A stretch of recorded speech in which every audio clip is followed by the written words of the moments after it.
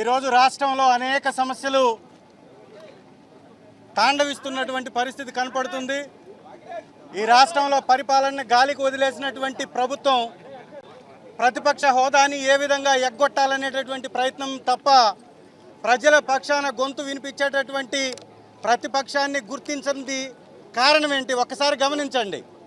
ఈ రాష్ట్రంలో జరుగుతున్నటువంటి అరాచకాలపై, ఈ రాష్ట్రంలో జరుగుతున్నటువంటి అఘాయిత్యాలపై, ఈ రాష్ట్రంలో జరుగుతున్నటువంటి దోపిడీపై గళమెత్తేటటువంటి ప్రతిపక్షం లేకపోతే విచ్చలవిడిగా వాళ్ళ దోపిడీని సాగించవచ్చు అనేటటువంటి ఒక కుబుద్ధితోటి కావాలని ప్రతిపక్ష హోదా ఇవ్వకుండా వారు ఎగ్గొడుతున్నటువంటి పరిస్థితి.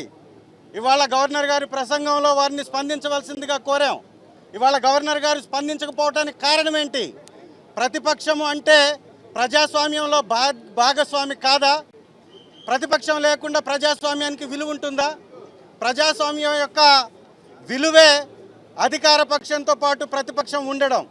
అలాంటి ప్రతిపక్షం లేకుండా చేయడం అంటే ప్రజాస్వామ్యాన్ని కూనీ చేయడం తప్ప ఇంకోటి కానే కాదు అనేది మాత్రం స్పష్టంగా ప్రజలందరూ అర్థం చేసుకోవాలి.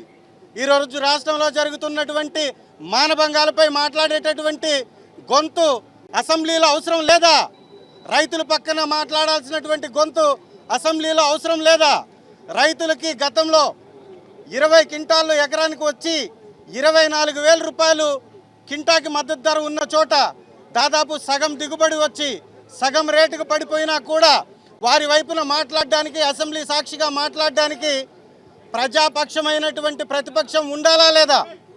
మరి ఇంత సమయం కావాల్సి ఉంటే ఈ సమయాన్ని ఇవ్వకుండా కేవలం మీ యొక్క అధికార మదంతో ప్రతిపక్షం యొక్క గొంతుని తొక్కివేసే ప్రయత్నం చేస్తుంది. ఇది సమంజసమేనా? ఇది ధర్మమేనా? ఈ రాష్ట్రంలో అసలు ప్రజాస్వామ్యం ఉందా?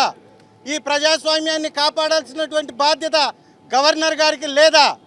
గవర్నర్ గారు కూడా ఆలోచించాలి, వారి బాధ్యతని గుర్తించాలి, ప్రతిపక్షం యొక్క పాత్రని గుర్తించాలి.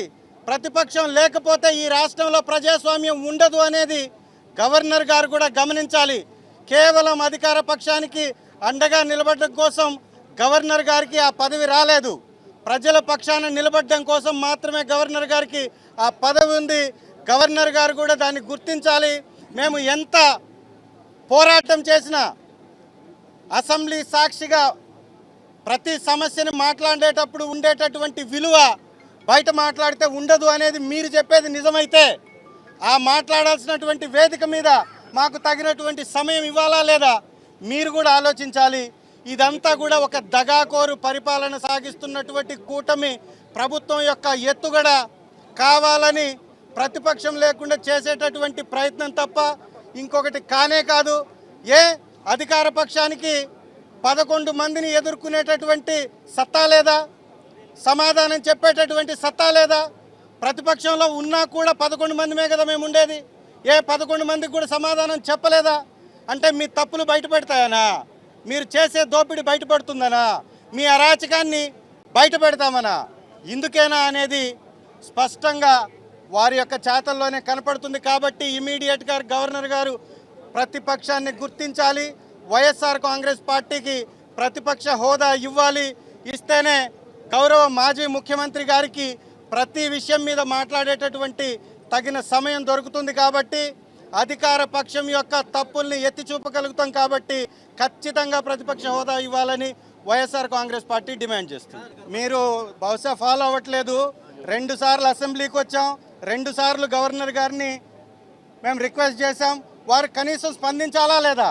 కోర్టులో వేసిన దాని మీద స్పీకర్ గారు స్పందించి వారి వివరణ ఇవ్వాలా లేదా? ఇదే ప్రశ్న వారిని మీరు ఎందుకు అడగట్లేదు? ఇదే ప్రశ్న ఎందుకు వేయట్లేదు? ప్రజాస్వామ్యంలో ప్రతిపక్షం ఉండాలా లేదా? మీరు చెప్పండి. వాళ్ళ మీరు అంటున్నారు 41% ఓటింగ్ ఇచ్చారు ప్రజలు. ఇది ప్రతిపక్షానికి అర్హత కాదా? ప్రజాస్వామ్యంలో ఓటే ముఖ్యం.